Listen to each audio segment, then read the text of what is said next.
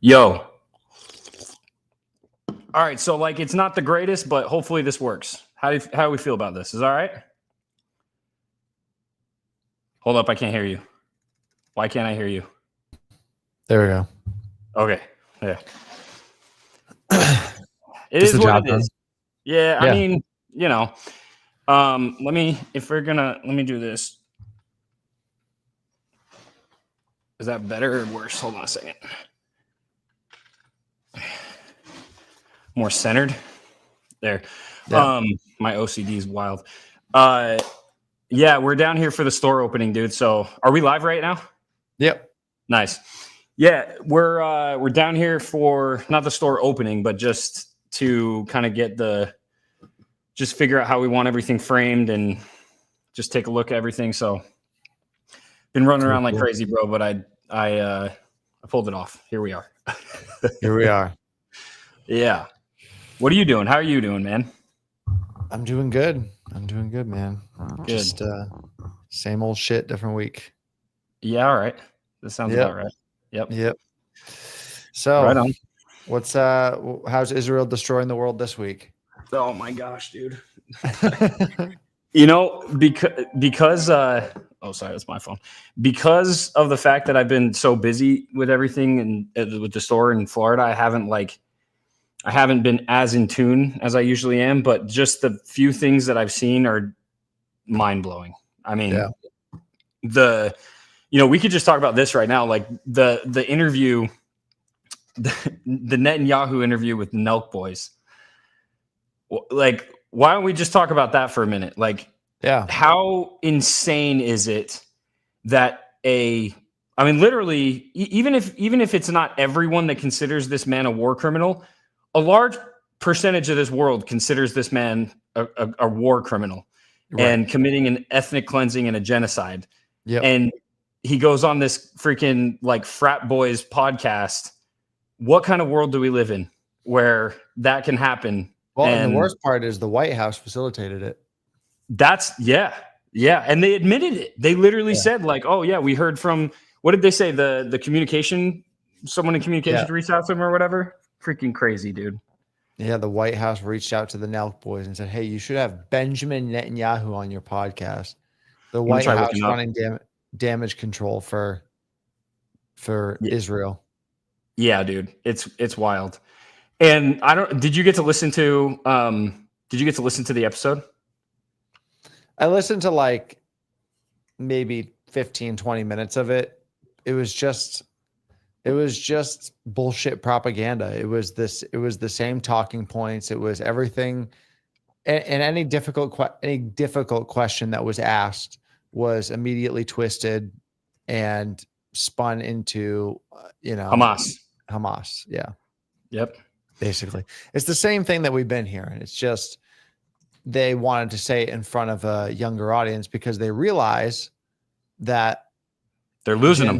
That Gen Z is not down with Israel the way that every other preceding generation has been. So, I mean, I just think the Nelk boys, they're not very smart. I mean, they are smart. They're smart marketing, they're smart business, they're smart and all that, but I just think they're very they didn't fully understand who they were having on their podcast, especially because they're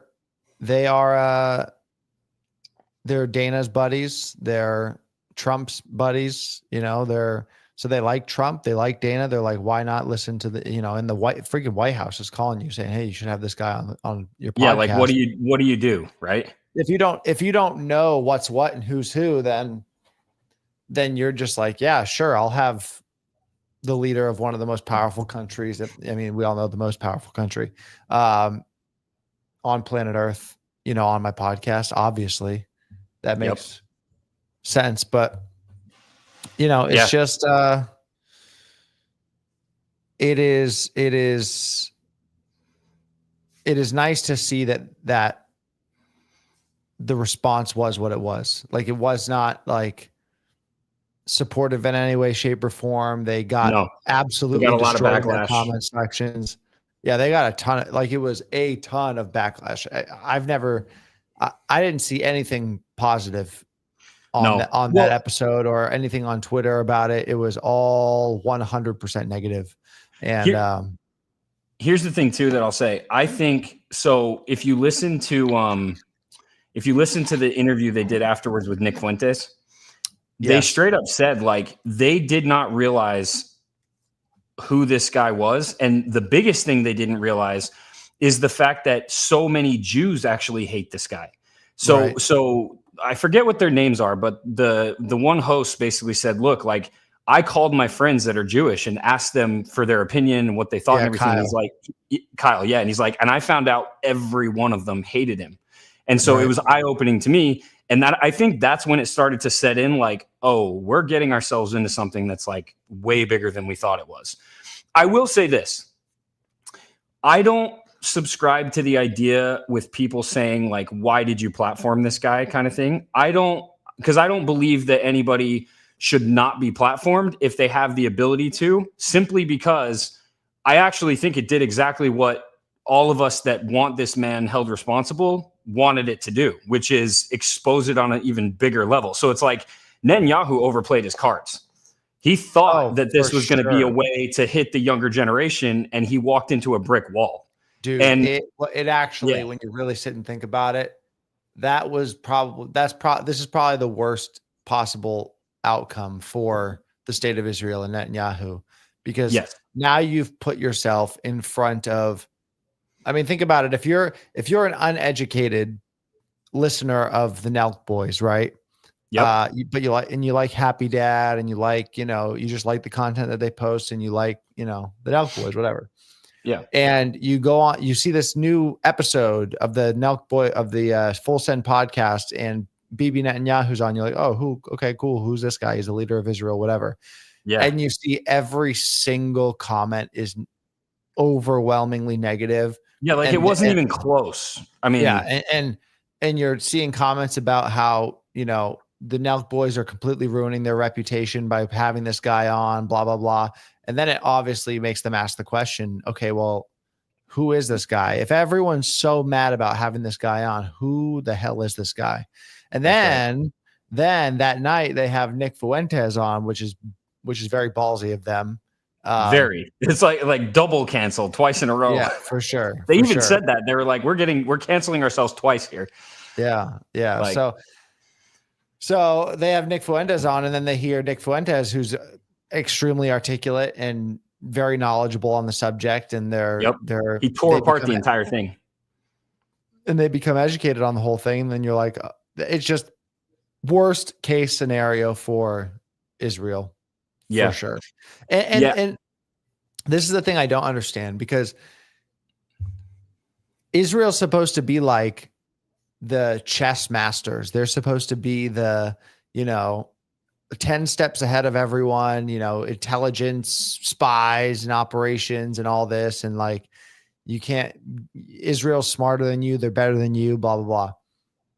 They had to have seen this coming. Like, they had to have known that Gen Z, they feel the way they feel about it. All you have to do is scroll on Instagram to see what everyone thinks about Israel. All you have to do is go on any Instagram reel that talks about Netanyahu or Israel or whatever, and you would have known that this would have been the response to Netanyahu being on the Nelk Boys podcast. So it begs the question. Then I'll ask you what you think. Like, it begs the question of if you assume that they knew what was going to happen, they knew the backlash was going to come, then why would they do it? Do you think it was an effort to expose, quote unquote, anti-Semitism in order to push an even stronger agenda with boomers and with the other generations of like, hey, see, this is real. We told you it's real. Here it is on display. Or do you think it was just I don't know what that would be my first guess. My first guess would be that if they knew that was coming, they would do it in order to expose what they need to be able to push this agenda even further of, widespread anti-Semitism in America. And we need laws, and we need this, and we need that. Like, but they're not really saying that. They're not even really. I know. That's why they're not even really talking about the response to it. My thinking is, if I was a betting man and I had to put all my money on, what the potential reason for them doing this was, it was what they said it was. It was to put Netanyahu on in front of a bunch of young guys and try to do damage control. That is. I think it was a very bad attempt at doing that, and it failed miserably. That is probably like, if I had to put all my chips on one possibility, is probably that. But the conspiracy theorist and 5D chess trust the plan guy in me, not that person even exists, but one possible thing you could say is that the Trump administration knew that this was going to happen, and they were exposing Netanyahu, and they're trying to expose Netanyahu and make him look bad. Yeah, I mean, it's a possibility, dude. I wouldn't, like I said, at this point, I wouldn't doubt either one. I mean, because again, it just goes back to every time something is done, every time they make a decision regarding Israel and regarding the just the way that they're handling all of these issues that are so obvious to the public. Yeah.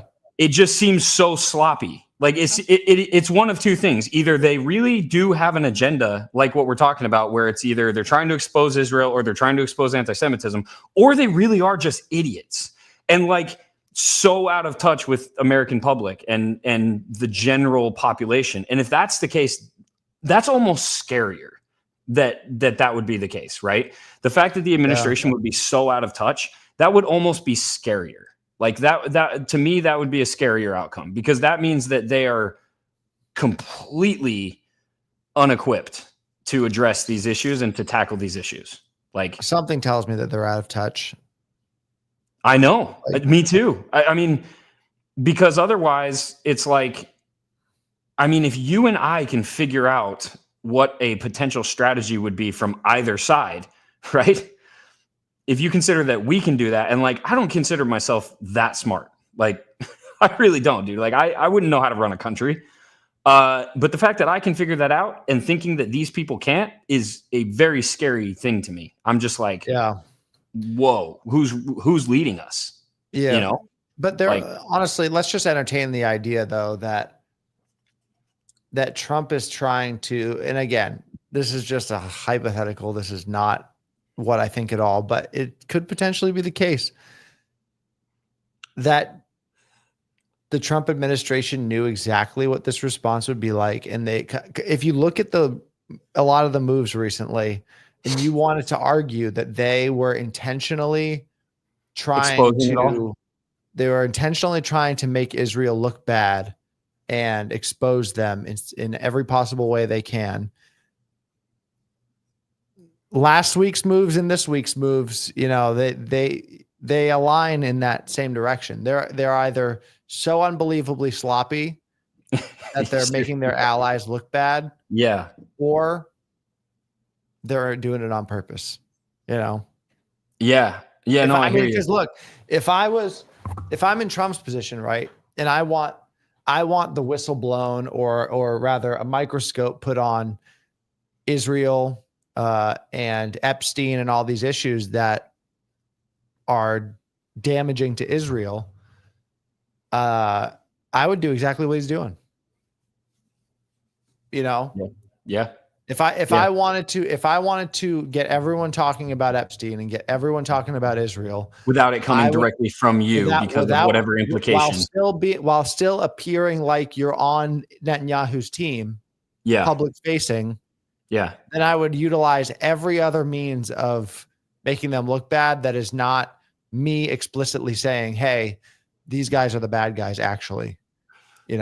But dude, it's so hard for me to believe that that's even possible, because I mean, think about it. The Hasbara strategy for Israel, their propaganda strategy of Hasbara, is literally one of the most sophisticated, well thought out, insanely powerful propaganda machines and propaganda campaigns in the history of humans, in the history of mankind. It's not working good anymore. Well, I know, but I'm saying if they were smart enough to create something like that, how can they be so stupid to allow something like this to happen? again, it just comes down to the point where it's like either they are completely out of touch, all sides, or or there really is that. Yeah, I mean, maybe I hope so. I hope that's the case. Like, we always talk about. I criticize Trump and I criticize the things they're doing. I criticize the support for Israel, but at the end of the day, like, and I've said this a million times, but I hope that he does have a plan. Like at the end of the day, I hope that I do have to say, okay, I was wrong, and this is what's been going on the whole time. But I don't know, man. It's hard because especially with the way other things have come out, and yeah, I mean. Nick Fuentes, though, what's interesting is he pulled apart when they did that interview. He pulled apart every single piece of that whole thing. You know what was the funniest clip? I think I sent it to you. I don't know if you can pull it up or if you can download and pull it up. I should have downloaded it and sent it to you.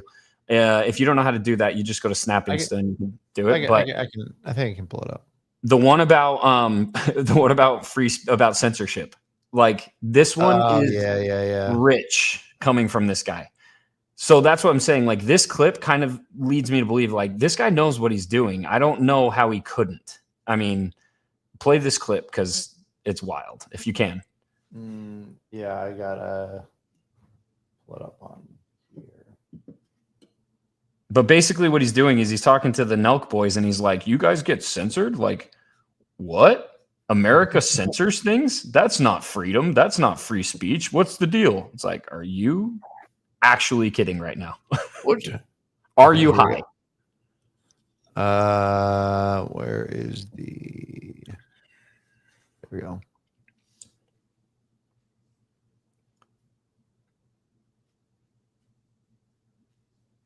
No sound.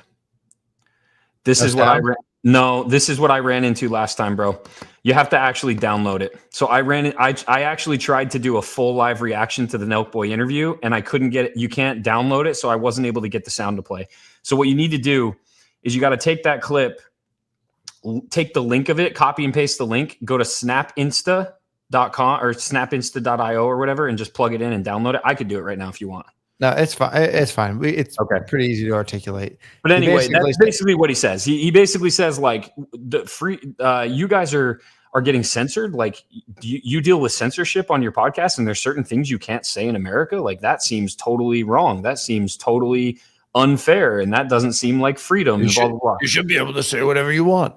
Yeah, and it's like there's literally one thing right now that you can't say in America and not be scrutinized for. Like there's nothing else. It's not COVID anymore. It's nothing else. It's literally only the one thing.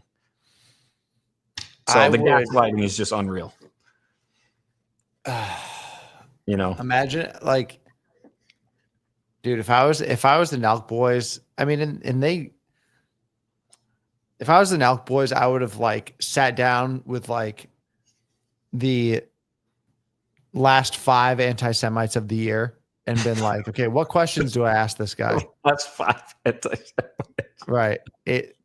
Right. I'd sit down with you, Ian Carroll, dude, so he actually did though. That's the thing. He said he did. That Kyle guy said like I asked multiple people what questions to ask. And he said I asked questions from both sides. Like he asked his friends that were Jewish, and he asked people that were anti-Israel and pro-Israel. So he said he did that. But I don't know if the interview really reflected that. I think the interview was very baseline.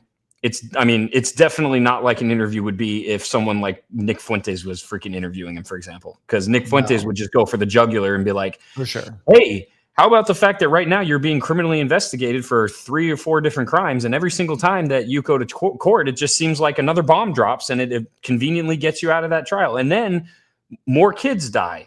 And what do you have to say about the fact that Israel just admitted to gunning down civilians at aid sites and lacing their food with narcotics? And now also, I don't know if you know this, but they just launched another ground offensive into another area of freaking Gaza.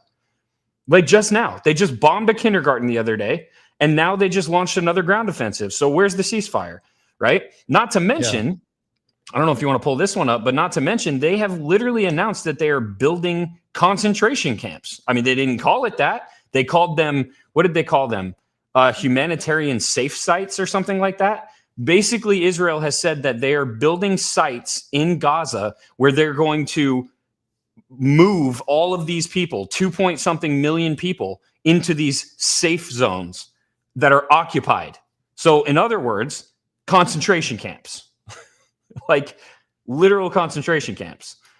I don't know if you saw this too, but the Daily, what is it called? I sent you the article. Yeah, the Daily Express. The Daily Express. I don't know if we should show that one on YouTube. No, don't show it. But the Daily Express picked it up, and that's actually a big deal. The fact that they're calling him out now, that's actually a pretty big deal.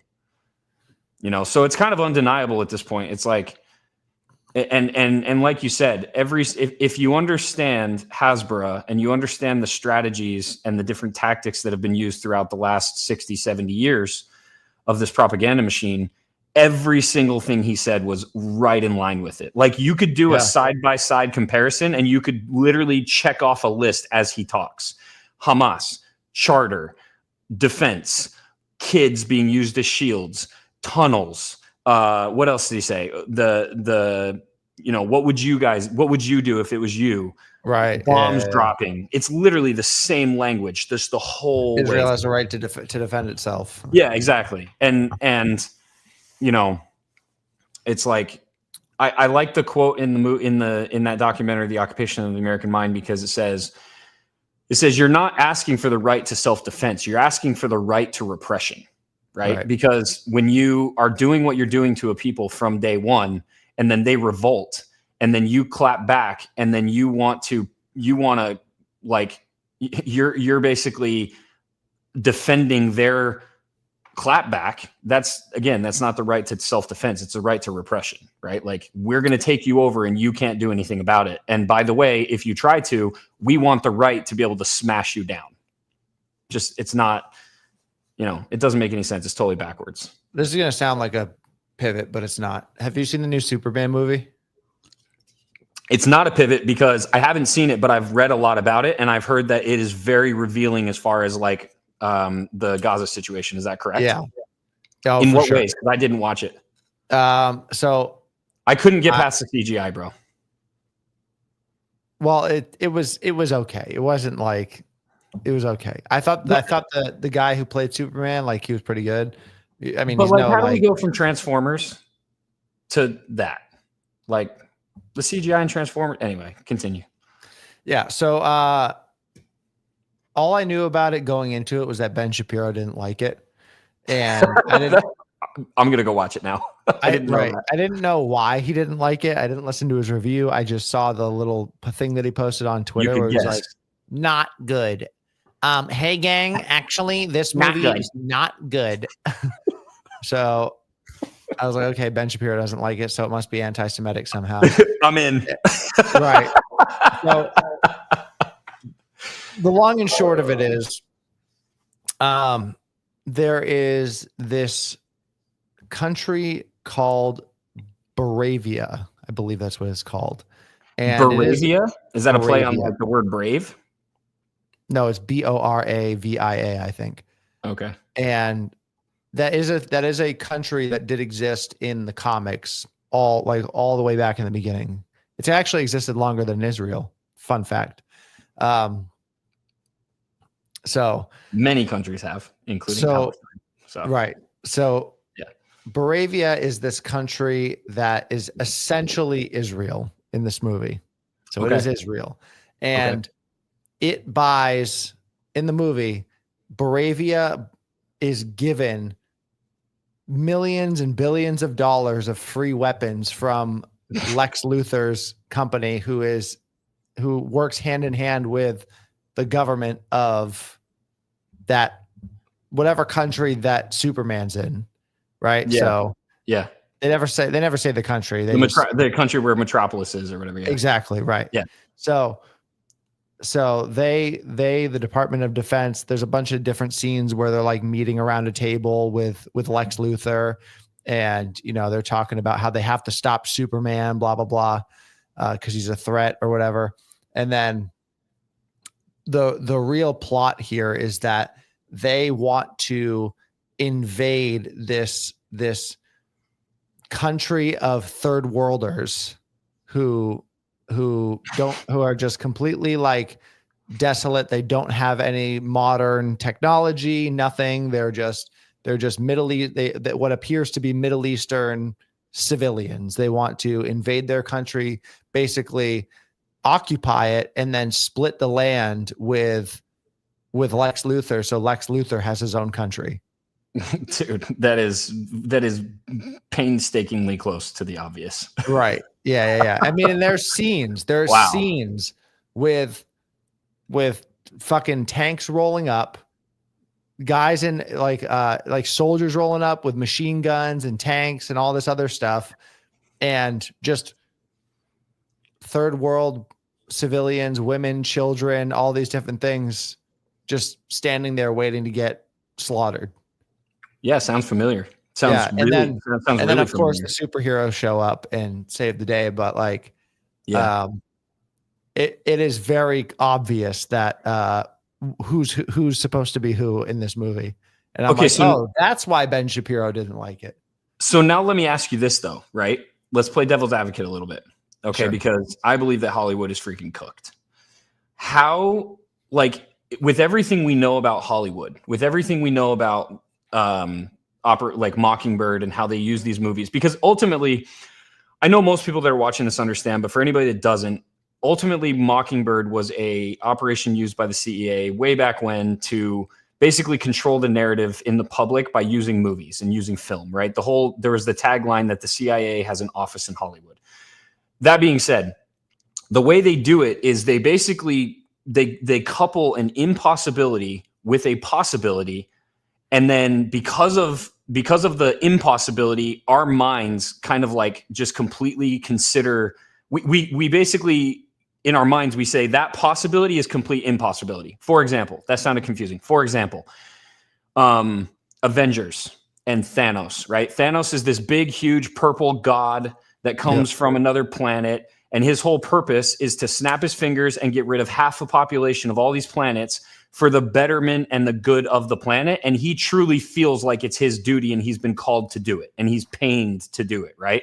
Right. So when you listen to that, you're like, that's the most ridiculous thing ever, because a purple god is impossible and snapping your fingers and deleting half the planet is impossible, right? That's all an impossibility. The possibility, however, is could there be a person or a being currently that exists that believes that for the betterment of mankind, we need to get to half our population in order to live longer, thrive, et cetera, et cetera, et cetera. And that they feel like, even though that to us, it's like the most evil thing ever, they feel like it's their duty and they're sent to do it and they have to do it. That's an absolute possibility. But I mean, look, because when those movies were coming out, I wasn't super tuned into politics or like the state of the world or anything. I was just like a normal NPC 20-year-old that just like, did what I did. Like I didn't care. So, and a lot of the people around me at the time, a lot of the people online, in person, they were like, they didn't like Thanos, but they liked Thanos as a villain because you could look at what he did and be like, I get it. You could justify it. Right. Yep. It was a morbid justification, but yes. Right. Yeah. And you almost felt like, dude, I like the Thanos character as well. Being a fan, like I enjoyed the character of Thanos. And at the part where at the very end, after he's like completed it and he sits down and he's lost his daughter and he's killed half the population, he like sits down and he's like very pained and like, he looks like he's just in turmoil. And there's a point where they almost make you feel bad for Thanos, right? Mm-hmm.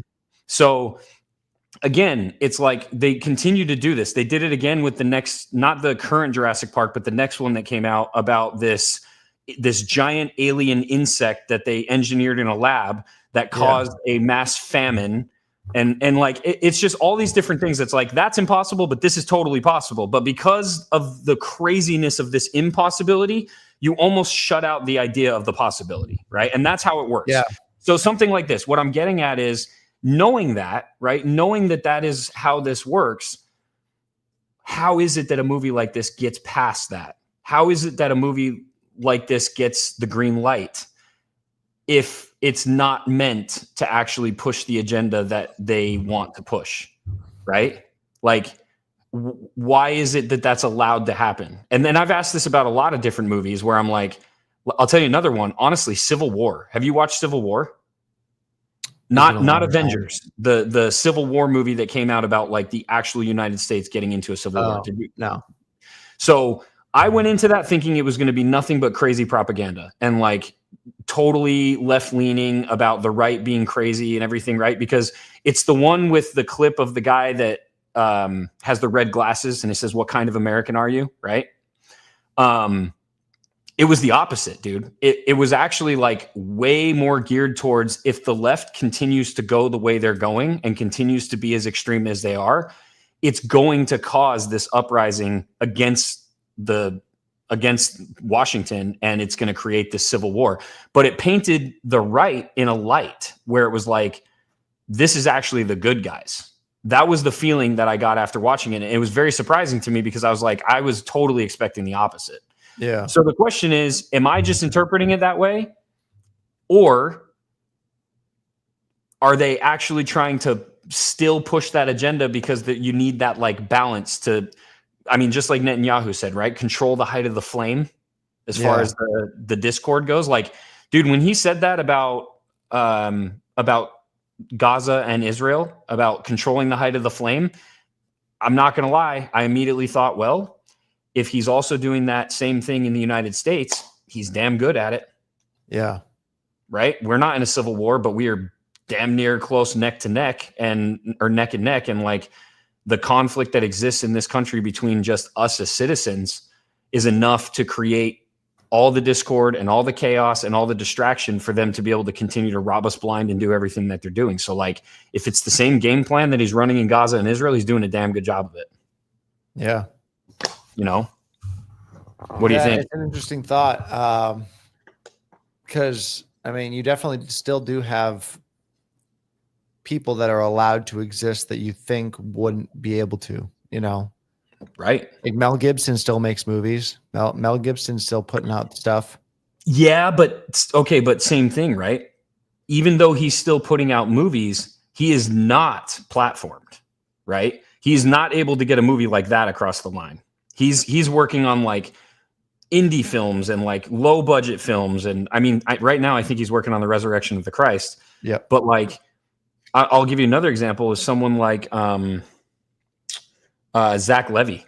Zach Levy's been super outspoken about the conflict. He voted for Trump. He kind of like flipped things on his side and was very pro RFK. Wasn't he? Zach Levy he's Shazam. Yes. The guy that he's awesome. Super cool dude, by the way. But anyway, like he's not getting huge deals. Like he got slammed as soon as he started speaking out about that stuff. So it's like, yes, they exist, but like Mel Gibson, dude, it's almost to the point where you can't really cancel a Mel Gibson. I mean, even as crazy as his like arc has been, he's always going to have a place because they would have to literally just like completely cancel him. And I don't think they can do that. No. So I don't know. While he has somewhat of a platform, I don't see him creating, you know, the Bravehearts anymore. Like people forget, dude, Mel Gibson was a legend. Like Braveheart, The Patriot, We Were Soldiers, Lethal Weapon, Passion of the Christ, which is the one that got him canceled.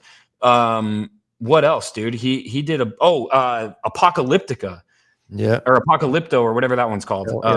Phenomenal movie, by the way. And it's like it wasn't just acting; like he produced and directed and acted. Like he's an absolute legend. Conspiracy Theory. He did Conspiracy Theory. Like, have you seen that one? That one's wild. Watching that now is crazy. Watching it back then probably wasn't as crazy, but watching it now, you're like, oh my gosh, there's like 10 to 15 of these conspiracy theories that have now come true. So it's, you know, he's a legend and now he's not. Now he's just another, you know, to most people, he's just another actor. He's just another crazy actor that went all nuts about anti-Semitism and, you know. I mean, he's definitely a legend. He's definitely 1,000% a legend. to us, but how much of a legend to the upcoming generation? No, right? You got to think mean, generationally. But they don't make movies like the ones that Mel Gibson made anymore. You know, like they don't make real movies anymore. I don't disagree that they don't make them in volume anymore like they used to. But I will say there's been a couple good, like, dude, I just saw F1. That was a great movie. F1 was awesome. That was good. I did see F1 was, I had no problem with it. I mean, F1 was good. I describe that as Top Gun Maverick for cars.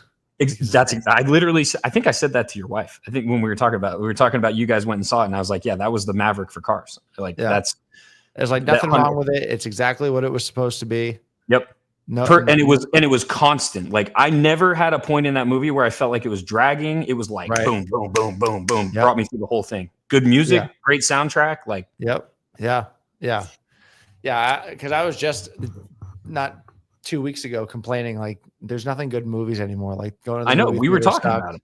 Yeah. And but I saw F1 and it was good. And Superman was like just mid. It was all right. It was like whatever. I did like that there was some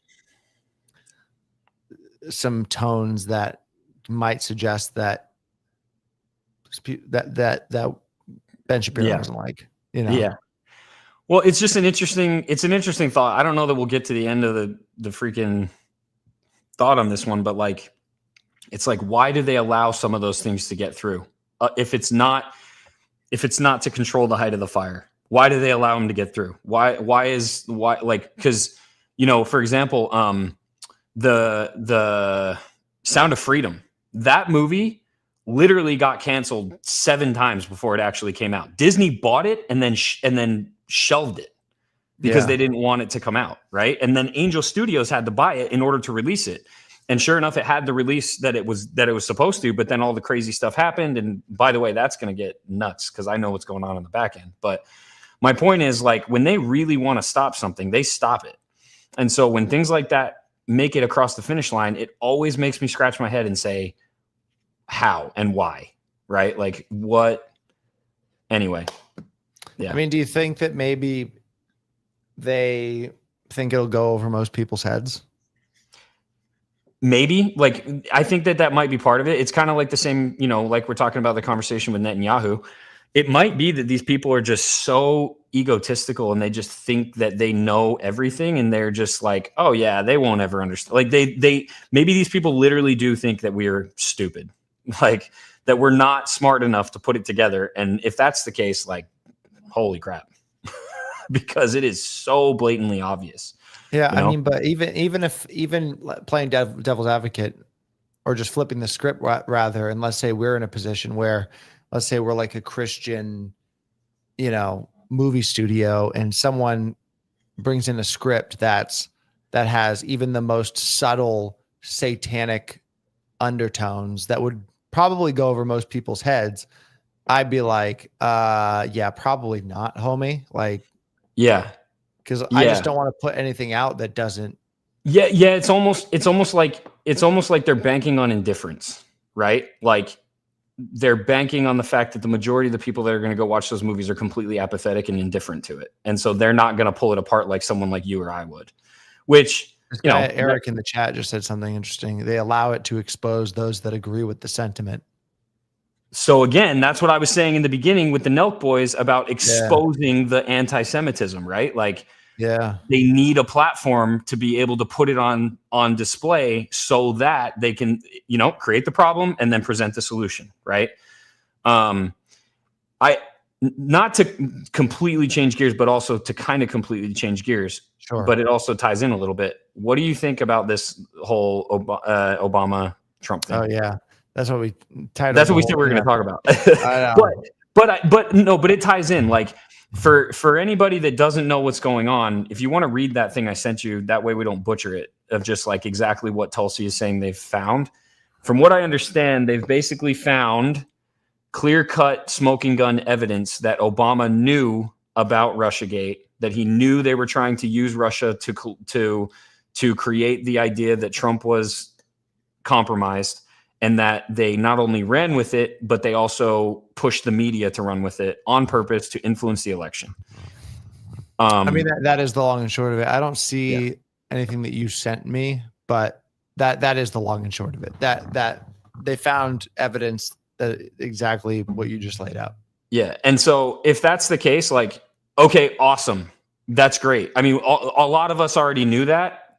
The question Right? is what comes of it. But like, what happens? And to me, it's like, if they're not going to put Bill Clinton in jail for having him dead to rights of being with underage women, which we know that that's a fact. Like, they literally had news article after news article after news article in 2023 about it.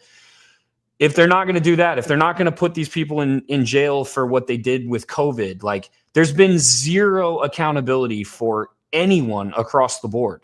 So forgive me if I don't get super hyped about the fact that you've exposed that this man is a literal treasonous demon in America and ran our country under, like, Trump. That makes Watergate look like child's play. Trump has had smoking gun evidence on Hillary Clinton for a decade, and he never did anything with it. Nothing. Because he thought that it would ruin the country or make the country look bad, going after your political opponents. And it's like, so why now? Right. And he's not going to, nothing's going to happen now. Nothing's going to happen. I mean, I hope I'm wrong. But it is, so do I. But it is important to ask, like, why now? Why? For the longest time, it was like, I'm not going to go after my political opponent. I'm not going to go after my political opponent. Well, let me just tell you what to me, the glaringly obvious thing is. It's a distraction. I mean, if you're to the point distraction or Trump, if he does go after Obama, it's because Hillary Clinton didn't the evidence that Hillary Clinton had was nothing that had to do with Trump.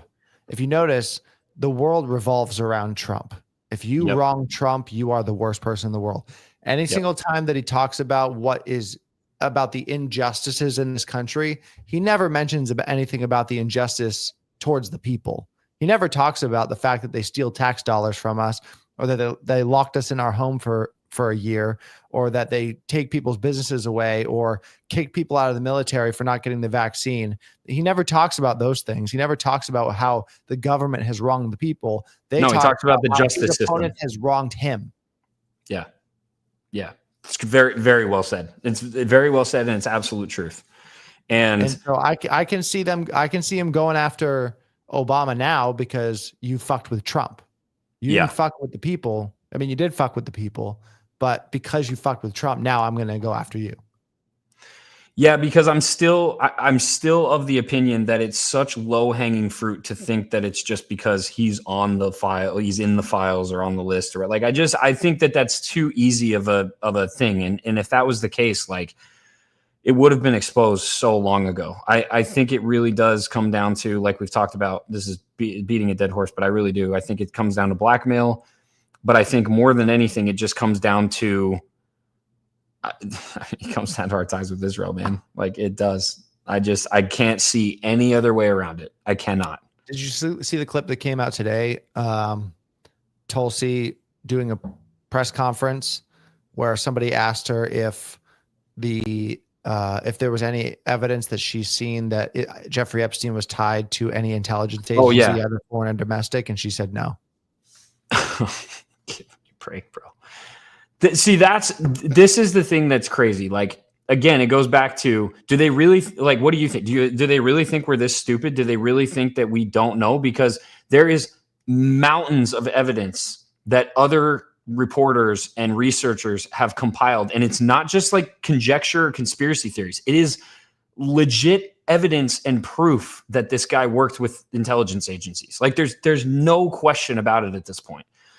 So how is it that you're going to continue to gaslight us into believing that there's no connection to blackmail? Like, it's so stupid.